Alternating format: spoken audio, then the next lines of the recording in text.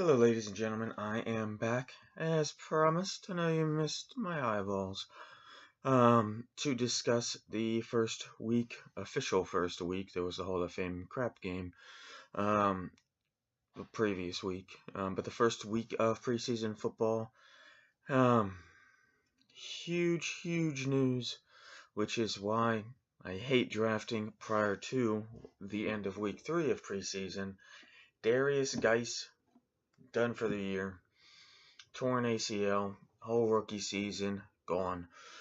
So if you've already drafted and you've drafted him, especially if you drafted him recently when all the news was that he's doing great, you just got screwed. And you don't lose your fantasy league based off of a preseason injury, but it certainly doesn't help.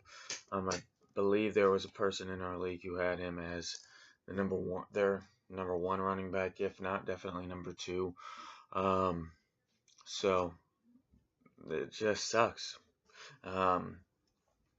Also, news that they don't want Jerick McKinnon to be, they being the 49ers, don't envision him as a workhorse back. Shocking. I had a bad feeling about Jerick McKinnon. I thought he was going to be injured. Still stand by that, but I don't know. We'll see. But they don't want him to be a workhorse back. That said, Matt Breida naturally hurts his shoulder. He's going to be out a couple weeks, probably supposedly going to be ready for week 1. We'll see. And then Kittle got hurt as well. Something with his shoulder. They say he's going to be fine. It's not season injury. It's not a season-ending injury, but an injury nonetheless. So now let's talk about the very good takeaways. Did you watch Saquon Barkley? Anybody? First touch, 39 yards against the powerhouse Cleveland Browns defense. So there's that. But that's why they took Saquon number 2 overall. It's why I took Saquon number 4 overall in our draft. He is phenomenal. He had 4 carries, I think, for almost 50 yards. It's preseason. 39 of those came on one run, but still, it was amazing. And then David Johnson last night, looking like he hasn't missed a beat, which is to be expected. It was a wrist injury, so he could really still practice.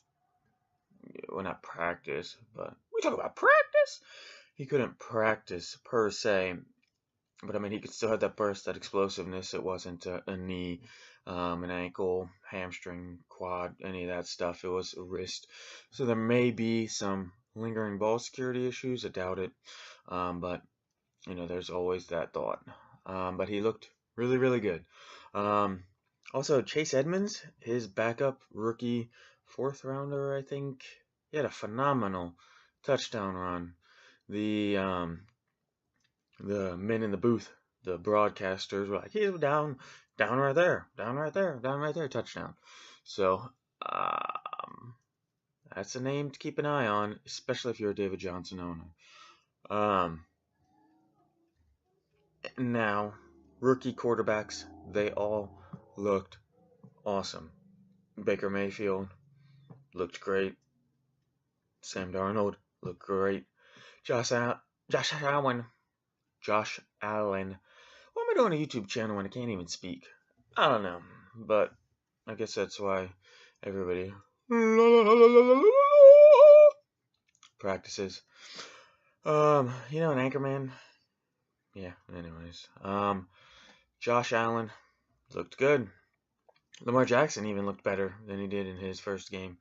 So, improvements all around. Great quarterback play from the rookies.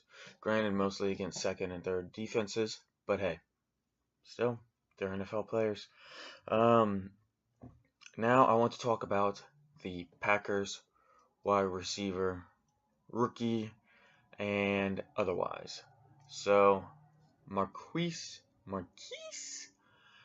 Valdez-Scantling had a phenomenal line. Played very well. 5 receptions, 101 yards, and a touchdown.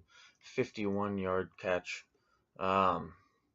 So that after being called out by Aaron Rodgers for practicing, he showed out in the game. Now that was with Brett Hundley and Deshaun Kaiser.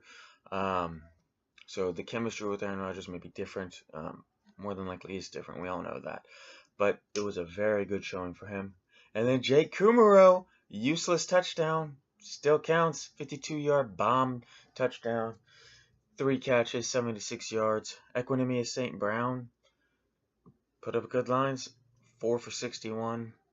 Only one who didn't really put up eye-popping numbers is Jamon Moore. Jamon Moore. He went 3 for 27, but still, the Packers wide receiver core rookies especially stepped up. So that's good news. It's good news. And then lastly, I want to talk about Antonio Callaway. Oh no, I want to talk about somebody else. Somebody else. Very, very, very important. But Antonio Callaway looked great. I told you I drafted him because I was worried about foreshadowing. I was worried about Josh Gordon not coming back. I don't know. It's a gut-sinking feeling. Fucking hope it's wrong. Really hope it's wrong, but Antonio Callaway looked great.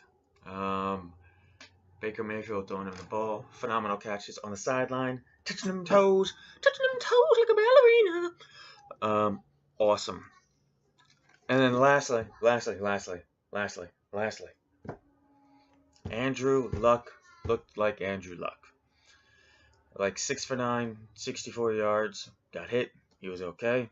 I'm sure he's a little sore, but he looked like Andrew Luck. So I might be okay. Might not have to start Matt Ryan full season. Thank God. Like I said, Andrew Luck is, to me, I don't want to say a Walmart Aaron Rodgers. Maybe like a Target Aaron Rodgers. Then he might be the next Aaron Rodgers in the future because he is still young. So that's that. Thank you all for watching. Hit that like button, comment, subscribe, all that stuff in case you forgot that that's how YouTube works. I never said it before. I'll say it now. Like, comment, subscribe. Hey, thanks, guys. I'll see you later. Andrew Luck. Woo. Saquon. Woo. Boo, guys. It's unfortunate. Hey, Fat Rob. Fat Rob Kelly. Samaje Penis Ryan. Who knows? See ya.